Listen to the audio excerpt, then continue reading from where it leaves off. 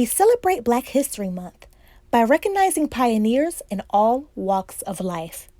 Today we focus on Lisa C. Willis, former WNBA player, Olympian, author, and the first female coach in the history of the New York Knicks franchise. Hello, Miss Willis. How are you? I'm pretty fantastic. How are you? I'm great. It's so exciting speaking to you.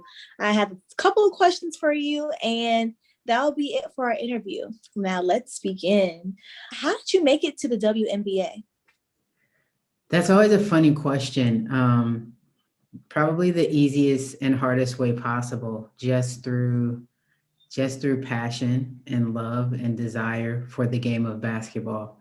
The W was never a goal. That's why I say that. Like, I can't give you steps that I took because I never set getting to the WNBA as an aspiration.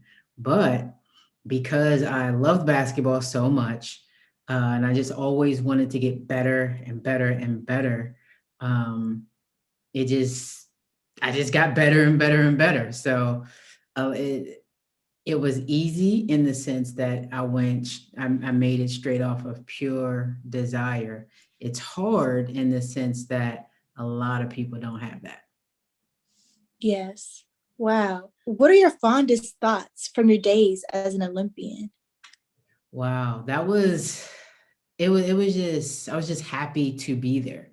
And I say that again because that was, being an Olympian, that was a byproduct or a residual effect of me just loving basketball. Like, honestly, I mean, when the Olympics would come, I would be like, oh, that would be cool. And then when the game went off, like, I'd be done with that thought. So again, this wasn't a goal. This was just something that happened because I love basketball. I'm a huge competitor. Everybody that knows me knows that I'm a huge competitor.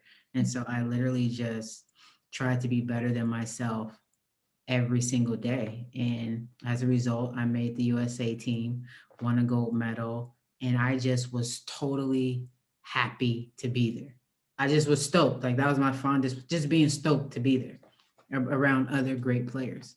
Wow, what an accomplishment to tell everyone. Like, Thank yes, I was in the Olympics. you. How did you make history? So in 2019, I became the first woman to be a coach in the New York Knicks franchise.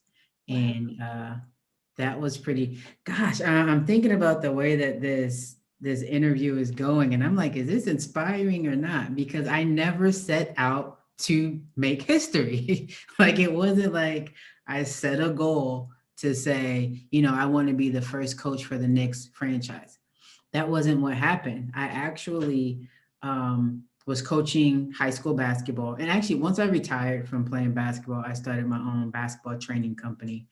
So I had been doing that for almost 15 years at the time. And well, I'll say 10 years full time.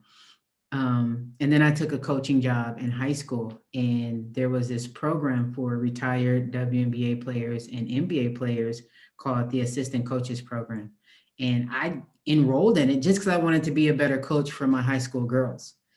And then while you're in the program, they say, basically, if you crush it, you'll get an opportunity to interview for a couple of teams. And so, I just wanted to crush it. That's all. I never said I want to go, you know, be a coach in the NBA or in the G League. I said I don't want to lose. I said I just need to be top of my class. So, based on the way this interview is going, I'm thinking that the common thread is passion, drive, and being a competitor, because I am not giving you the steps to take. Yes. Please tell us about your book. Sweet. So my book is called "When the Buzzer Sounds: A Guide to Transition Players from the Court to Life After Sports," and it's dear to my heart because there's a lot of stories in there that that show some of the struggles that I, along with tons of athletes and people, have gone through.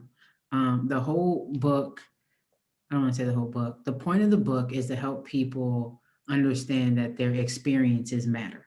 all experiences matter, the good ones and the bad ones.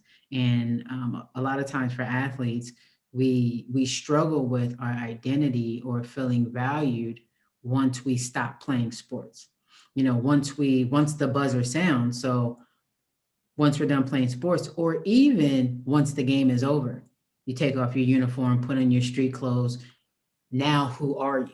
Are you still that person, or is your identity wrapped up into how many points you scored? And so that's a terrible way to live. If you just scored 38 points, 1 million rebounds and 9,000 assists, then as a person you're going to be feeling good. But if you did not, what if you have 0 points in 0 minutes?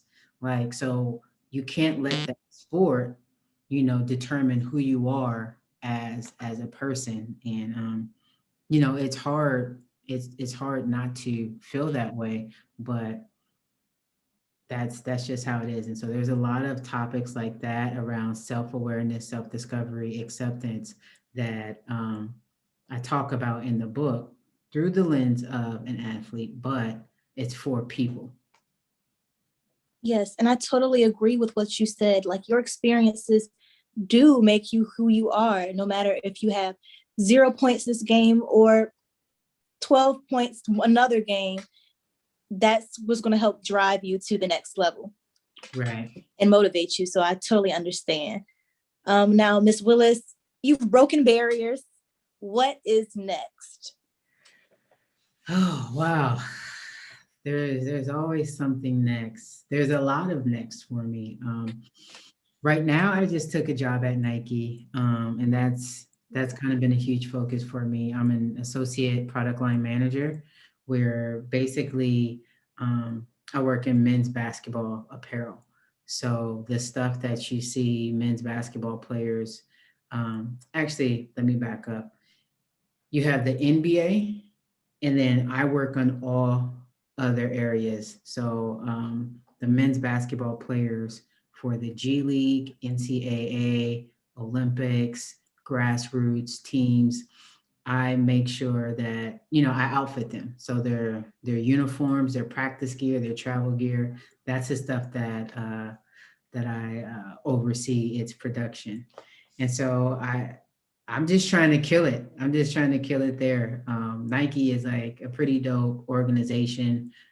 While I bring a lot to the table, they're showing me so much more than I could have ever imagined. And so just trying to kill it there, just trying to promote my book outside of work. And then just be a great professional speaker. I do a lot of speaking. And so those three things are almost like full-time jobs, but that's what's now. I'll say that. That's what's now. Wow, Miss Willis, that's amazing. And I'm just thinking, like, I'm really talking to you right now, interviewing you. It was a I'm really pleasure. talking to you. Well, you are history. You are history. And it's an honor interviewing you, speaking to you.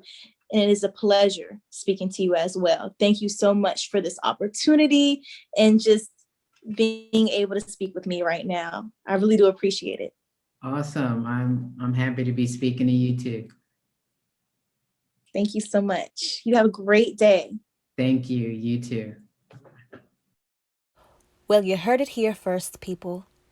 I'm Kaylin Alexander with IRHS News, and this was your spotlight on Black individuals making their mark on the world.